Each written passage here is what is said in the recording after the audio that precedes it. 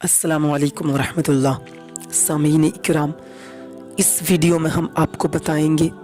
कि जनाब अबू बकर सिद्दीक़ रज़ियल्लाहु ताला अन्हु का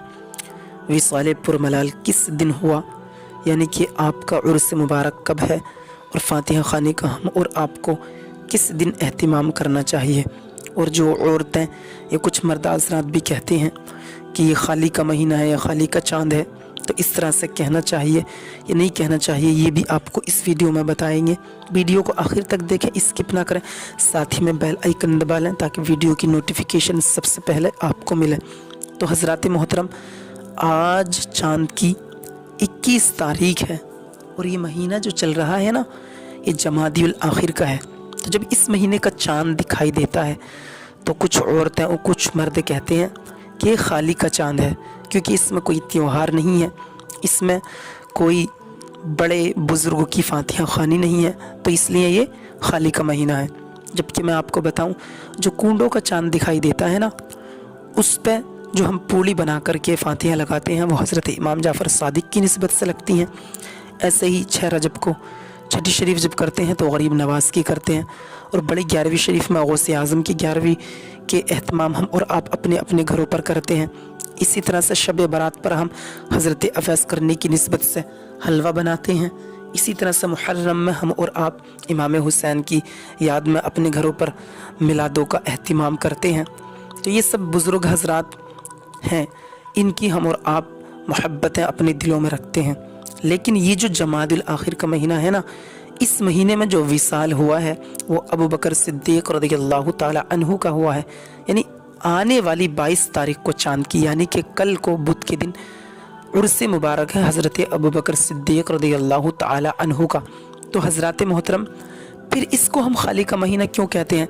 जबकि गरीब नवाज़ और इमाम हुसैन और गौसे पाक और हज़रत अवैस करनी ये सब हज़रत अबू बकर सिद्दीक़ रज़ियल्लाहु ताला अन्हु के ग़ुलामों में आते हैं। अब ये ग़ुलामों में क्यों आते हैं, वो इसलिए क्योंकि नबी पाक सल्लल्लाहु अलैहि वसल्लम ने ख़ुद इरशाद फरमाया कि तमाम नबियों के और रसूलों के बाद सबसे बड़ा मर्तबा अगर किसी का है तो वो मेरे अबू बकर का है। नबी फरमाते हैं ख़ुद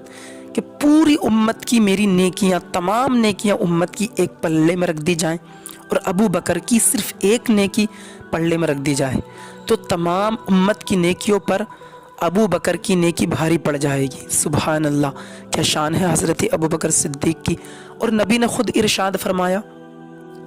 कि ए अली, तुम जन्नत का टिकट उसी को देना जिसके दिल में मेरे अबू बकर की मोहब्बत हो। तो आजकल जो ये शिया लोग या और भी कुछ लोग नारा लगाते हैं दमादम मस्त कलंदर अली का पहला नंबर, ये नारा बिल्कुल ही गलत है मेरे भाई। नारा यूँ लगना चाहिए दमादम मस्त कलंदर अबू बकर का पहला नंबर, उमर फारूक का दूसरा नंबर, उस्मान गनी का तीसरा नंबर और हज़रत अली का चौथा नंबर, क्योंकि पहले खलीफा तो इस्लाम के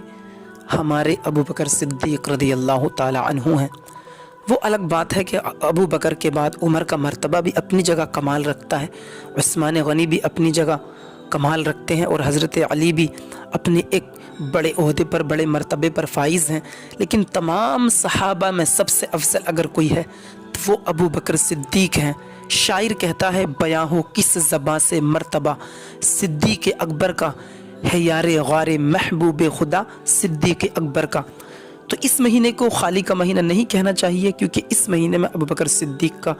विसाल पुरमलाल हुआ और 22 तारीख को चाँद की उनका उर्स मुबारक होता है। उस पर हम और आप अपने घरों पर फातिहा ख़्वानी का एहतमाम करें, ख़त्म शरीफ पढ़वाएँ अपने घरों पर, या मिलाद ख़्वानी का एहतमाम करें, या कुरान या आप कुरान पढ़वा लें अपने घरों पर,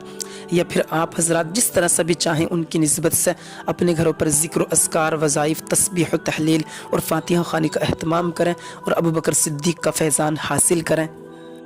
क्योंकि उलमा इकराम तो यहाँ तक बयान फरमाते हैं कि अगर जिस घर में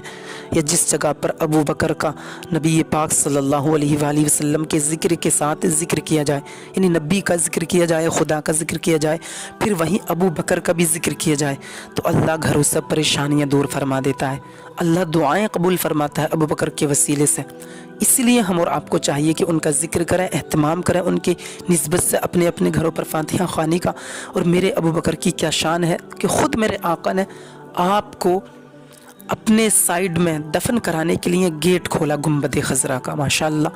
یعنی علی لے کر کے کھڑے ہو گئے تھے آپ کا جنازہ مبارک، تو کہا یا رسول اللہ یہ آپ کا ساتھی ابو بکر ہے جس نے آپ کا ہر کہیں ساتھ دیا، تو کیا آپ کی بارگاہ میں لے آئیں؟ یا رسول اللہ سب سے پہلے اسلام بھی ابو بکر لے کر کے آئے، پہلے خلیفہ بھی آپ کے ابو بکر ہیں، اور اتنا ہی نہیں بلکہ ہجرت کر کے گئے تو وہ آپ کے ساتھ تھے، اور جب آپ معراج کے لیے گئے تو سب سے پہلے تصدیق بھی آپ کی معراج کی ابو بکر صدیق نے کی، اور یا رسول اللہ غار سور میں بھی آپ کو تکلیف نہ ہونے دی اور اپنے آپ کو سانپ سے کٹوایا، تو کیا ابو بکر کو آپ کے پاس دفن کر دیں؟ میرے آقا نے گنبد خضرا کا گیٹ کھولا اور کہا اے علی یار کو یار کے پاس لے آؤ، سبحان اللہ۔ اسی لیے تو سلایا ہے اپنے پہلو میں،